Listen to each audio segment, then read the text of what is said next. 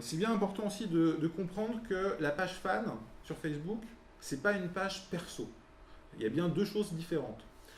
Et les deux pages n'ont pas du tout les mêmes finalités et n'ont pas du tout les mêmes options. Donc quand vous créez... Alors néanmoins, pour créer une page fan, vous avez besoin d'un compte perso qui sera un compte administrateur. Vous pouvez mettre aussi plusieurs administrateurs qui vont gérer une page fan. Il peut y avoir une équipe qui va s'occuper de la page fan, il n'y a aucun problème par rapport à ça. Et il va y avoir aussi la possibilité de donner des droits de publication qui sont différents en fonction des différents profils. Donc, les différences entre page fan et page utilisateur. Premier point, les organisations, les entreprises ont une obligation de créer des pages fans. Elles ne peuvent pas créer des pages utilisateurs. C'est dans les conditions générales d'utilisation. Vous savez, les trucs de plein de pages que personne ne lit et tout le monde clique directement sur valider. Ben, quand vous lisez les conditions, déjà vous découvrez plein de trucs totalement hallucinants et intrusifs par rapport à la vie privée. C'est le premier point.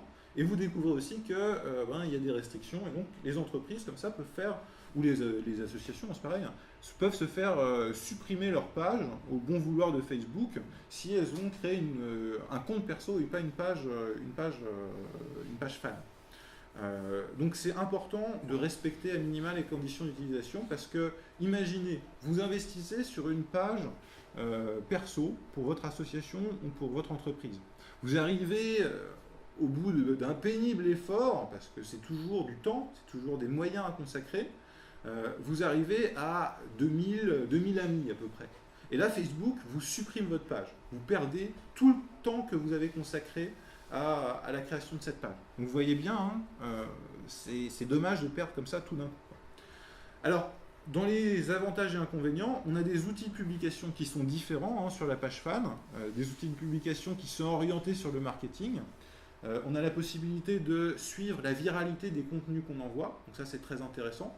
C'est-à-dire qu'on va pouvoir envoyer un contenu, et puis on va pouvoir voir le volume des personnes, c'est-à-dire le premier cercle de personnes qui sont fans de notre page, qui va liker la page, qui va faire, donc dès lors que les gens likent une page, eh bien, potentiellement ça apparaît sur leur propre profil, et leurs amis vont pouvoir voir aussi cette information. Et comme ça, on a des effets de viralité qu'on va pouvoir mesurer avec les pages fans. Ça, c'est très intéressant, le suivi des statistiques et consultation des pages, pour identifier les publications qui marchent bien, les publications qui marchent moins bien. Qu'est-ce qui est viral et qu'est-ce qui ne l'est pas. Et ça c'est ce qui va vous permettre de progresser dans votre communication sur Facebook. Dernier point, et pas des moindres, la limitation. Une page perso sur Facebook, elle est limitée à 5000 amis. 5000, c'est déjà beaucoup, mais je peux vous assurer que la Croix-Rouge, typiquement en Seine-Maritime, elle a un potentiel qui est bien au-delà de 5000 amis. Elle a un potentiel aux alentours entre 15 000 et 30 000 fans. Donc vous voyez bien, si elle se lance sur un compte perso, elle va être bridée à un moment donné dans sa progression. Et ça, c'est un problème. Autre point extrêmement important quand on parle de Facebook.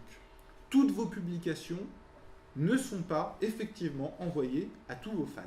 Donc c'est ce qu'on appelle le taux de reach dans notre jargon facebookien. Donc qu'est-ce que ça veut dire? Ça veut dire que en fait, Facebook applique un algorithme et que les personnes qui reçoivent vos publications, eh bien, ces personnes-là, au début, l'algo décide que c'est à peu près un tiers de vos fans qui reçoit les publications. Et puis petit à petit, l'algo va s'enrichir de toutes les interactions que vous faites avec les personnes. Alors pourquoi est-ce qu'ils appliquent comme ça cette restriction? Parce que si vous voulez qu'il y ait plus d'un tiers de vos fans qui reçoivent la publication, c'est simple, il faut payer. Donc ils ne sont pas totalement désintéressés par rapport à ça. Et donc le truc, c'est que si vous n'avez pas du tout d'interaction avec vos fans, imaginons un cas extrême, aujourd'hui sur Internet, on a des tas de possibilités d'acheter des dizaines de milliers de fans sur les pages Facebook. Vous tapez achat fan Facebook sur Google, vous allez avoir des propositions. Sauf que ça sera des robots, ça sera des Chinois qui n'en ont absolument rien à faire de la Croix-Rouge en Seine-Maritime. Donc concrètement, ils n'auront aucune interaction avec vos contenus.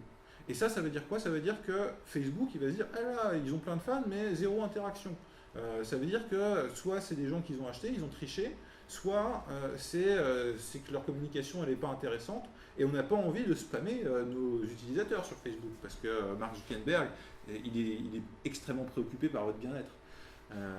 Et donc, vous voyez bien qu'il faut faire super gaffe à ça. Il va falloir travailler sur de la communication qui suscite l'interaction.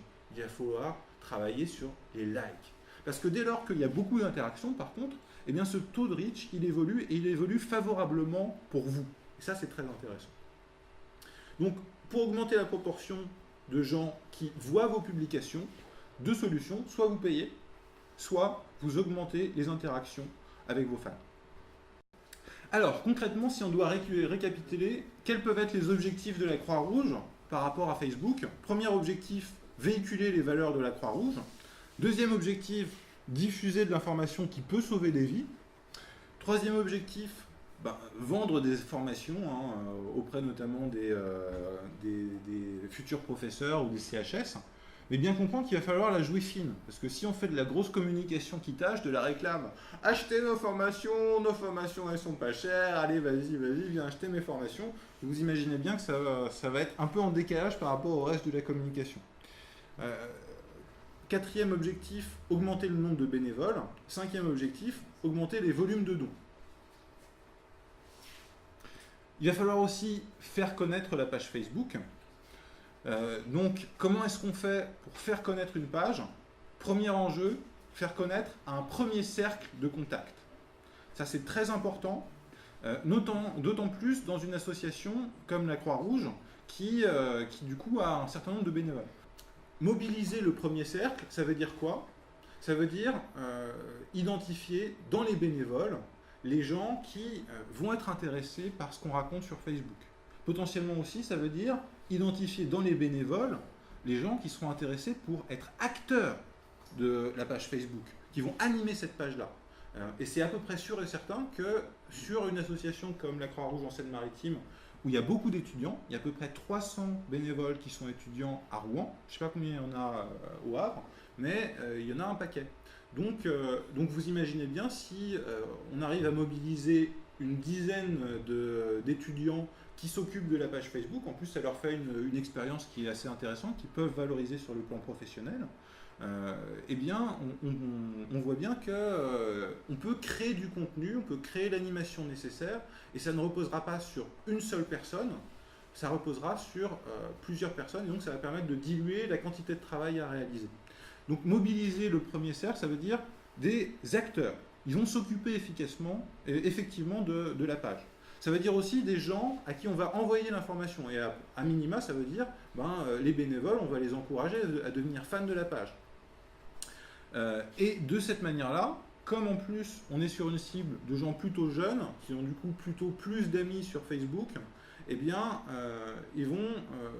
ça va générer une communication virale plutôt efficace. Deuxième facteur pour faire connaître la page Facebook, c'est faire connaître cette page dans la vraie vie. Je suis à peu près sûr et certain que vous vous êtes déjà fait racketter par une ONG au coin de la rue, des gens comme ça qui sont habillés dans des imperméables flashy et qui vous disent « Salut, est-ce que tu as 2 minutes pour sauver le monde ?» Donc ça c'est à peu près sûr, c'est leur technique. Être super sympa et t'expliquer que tu vas pouvoir faire des dons qui sont déductibles fiscalement. Et là du coup, vous voyez bien que on peut avoir aussi un autre discours. On peut dire, au lieu de faire du racket dans la rue, eh bien, on peut dire, en fait, on est en train de créer un nouveau média, c'est sur Facebook, on peut refiler un petit flyer et dire, voilà, tu peux devenir fan, et finalement, assez rapidement, arriver à une masse critique à une échelle urbaine qui est tout à fait significative, qui est de l'ordre de plusieurs centaines dans un premier temps, plusieurs milliers à moyen terme. Et pour ça, il suffit de faire quoi? Il suffit de cibler les marchés, il suffit de cibler les zones comme ça qui sont fréquentées, donc des carrefours.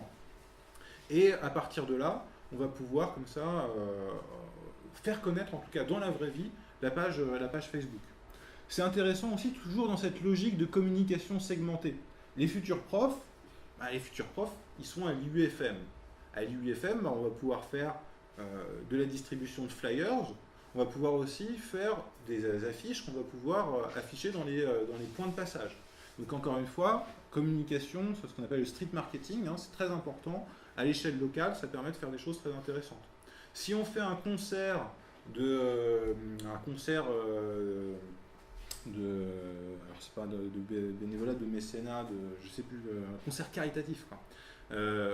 On peut imaginer faire la campagne de flyers et puis communiquer sur les affiches et les flyers sur le concert, plus rejoignez-nous sur la page Facebook pour vous inscrire.